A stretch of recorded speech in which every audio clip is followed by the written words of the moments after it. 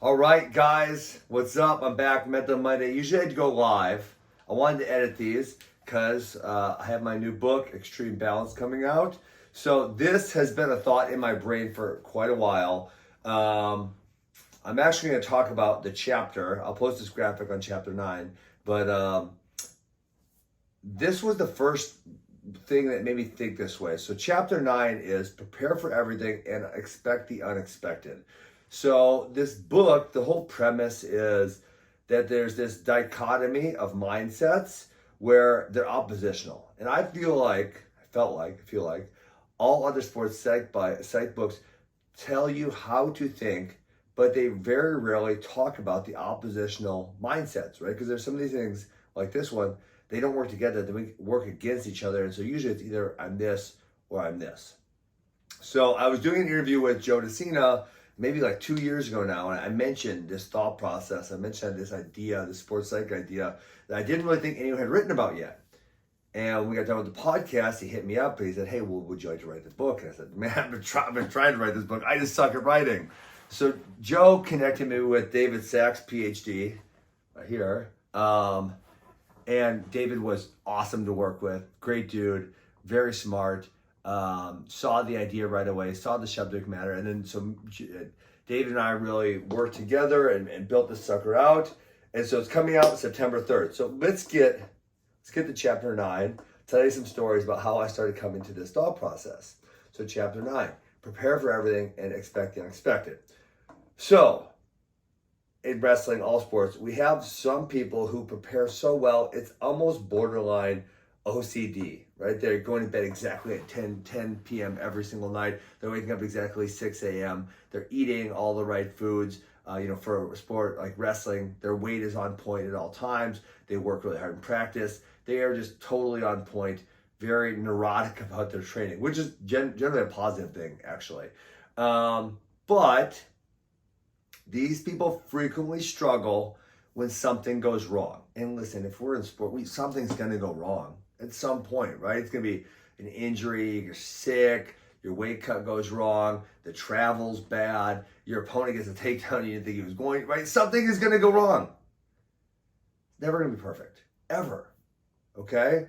And so sometimes these people who prepare with almost a form of neuroticism, then they turn around and they really, really struggle when something goes wrong, right? So we want to balance these two concepts. The first story I have is Michael Chandler. You guys know Michael Chandler now because he's a famous fighter. So Michael Chandler, it was I believe my senior year, potentially my junior year of college, and we had weighed in for the NCAA championships the first day, and he forgot his breakfast. He was losing his damn mind because he forgot his breakfast. And I said, "Hey, you can have you're freaking out. You can have my breakfast. I don't need it. I'm going to pin this dude. This dude's a bum. Ain't no problem." Right? So it's like, I don't remember, you cut weight, you weigh it, I think it's like 9, and then your first match is at 11 or whatever, and then with NCAAs, then you go home, and then you come back that night for another match. So anyway, so I'm like, "Hey man, have my food," right? Dude, this is college wrestling. It's not like you can go get food anywhere backstage. There's like nothing there. And so I let him have my breakfast, and I'm like, I'm gonna pin this dude. Anyways, he sucks.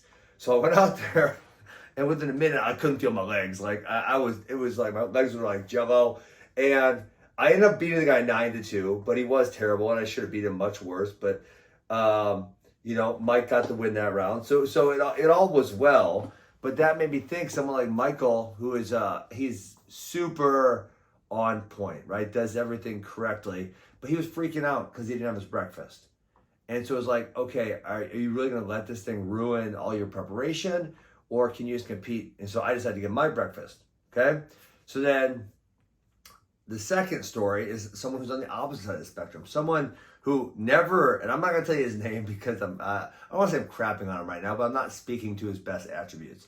But he never did everything right. Man, partied too much. He was late to practice sometimes.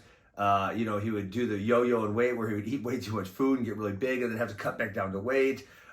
These things that probably were not what you would love to see an athlete do if you wanted him to have as much success as possible. Okay? And so, he was a relatively successful college wrestler, had a pretty good career, and he went and he coached college a little bit. Well, I don't recall if he was a couple years out of college, and he gets hammered at this bar, and a bunch of dudes talked him into wrestling in the U.S. Open. Okay, so the U.S. Open, for those of you guys who are not wrestling fans, this is absolutely the toughest tournament in America. It's senior level athletes. It's really, really, really hard. Okay, and so my buddy, he got hammered. They convinced him to wrestle. He wrestled like 189 pounds when he weighed like 178. Like he was not big at all, right? He's way underweight. Had not been training at all. I mean, he'd been wrestling a little bit because he was a college coach, but he had not been training freestyle at all. And so he goes out there and has the best tournament of his life. He takes 5th place. And this is the guy I knew really, really, really well. And I'll tell you, he did that well because he didn't have any competition anxiety, because he just went out and wrestled, because he had really, really good skills. Okay? So then the next year he says, hey, I'm going to do everything right. I'm going to be really neurotic. I'm going to go down to the right weight class, which is 165 or 3 or whatever it was at that point. Go down to the right weight class. I'm going to train freestyle. I'm going to eat and sleep and diet. Everything's going to be right. And so he does everything right for the next year, and he takes 8th place. It was like, wait. 1 year he wrestles the wrong weight class, which is, they're 20-some pounds apart. And he's out partying the night before, and he's not training for freestyle, and he has a great tournament. And the next year, right, when he does everything correctly, he has a terrible tournament, takes 8th place. And listen, I can tell you also, the bracket where he took 5th place in was significantly better than the bracket where he took 8th place in. No doubt. Okay? And so it's, why? Why did that happen? Well, he let his competition get the anxiety, get the best of him. And so a lot of people who prepare really, really well, and obviously I've seen this same thing in athletes. I've been coaching AWA for 13 years now, and college for 4. So I've seen this happen so many times. Lots of times, athletes who prepare really, really, really well also get really bent out of shape when something doesn't go their way, when something goes wrong, when adversity pops up. And guys, like I said, there's so many things that can happen. There's so many places where adversity could pop up. It's almost going to happen, right? So you have to expect the unexpected. Something that you think isn't going to go wrong, it's going to go wrong. And you have to be willing to compete with the same tenacity and be able to forget about it and not have it really bug you. Okay? So on the one hand, we have, right, I'm going to talk about 2 personality types. We'll talk about their meshing, right? We've been discussing this, but the one is you have the uber neurotic, OCD, bordering person who does everything correctly. And that part of them is really positive. We love that. I love coaching athletes like this, right? But then lots of times they struggle with competition anxiety because listen, they're worried about all these things that can go wrong, right? Trying to prepare for everything. And it really drives them crazy. And they end up competing really poorly compared to what their skills are. On the other side, you have, and this is where you're frustrated as a coach, you have this guy who's, someone would say super talented, right? And they don't do a lot of things right. They party too much. They eat like crap. Maybe they're missing practices. All these things are not good. You wouldn't want to have an athlete. But then they show up and they compete really well. And it's almost really annoying for person A, right? Because person A is like, that dude, he doesn't do anything right. He's still killing it. What the hell?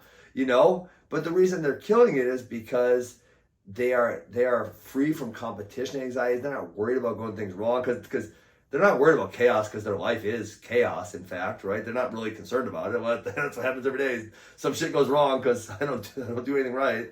So they're not really worried about it. They just go compete. They're free, right? So the best case would be, and this is what we do in every chapter, right?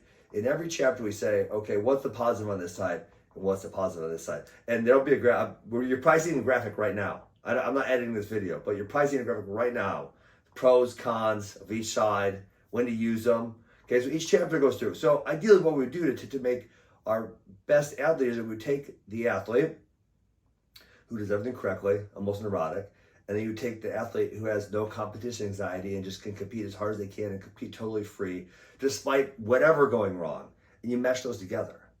And that's when you're taking the best of this world, you're taking the best of this world, you put them together, you get the best of both worlds. And now you have something even better, right? Now you have something even better. So that's what the whole book's about. It's called Extreme Balance. Like I said, I don't think there's a sports psych book on the market that talks about all of these different viewpoints. So just give you a little more information. And we're going to do is caring deeply and keeping in perspective. Focusing on the process and focusing on the outcome. Thinking you're good enough and thinking you're never good enough. Respecting your opponent and crushing your opponent. So I will be doing more of these Mental Mondays about Extreme Balance. Extreme Balance comes out on September 3rd. Big thanks to David Sachs and Joe DeCena for making this happen. I think this book is going to benefit an immense amount of people because I don't really think there's anything like it on the sports psychology market. Hope you guys love it. Hope you guys like this Mental Monday. Peace.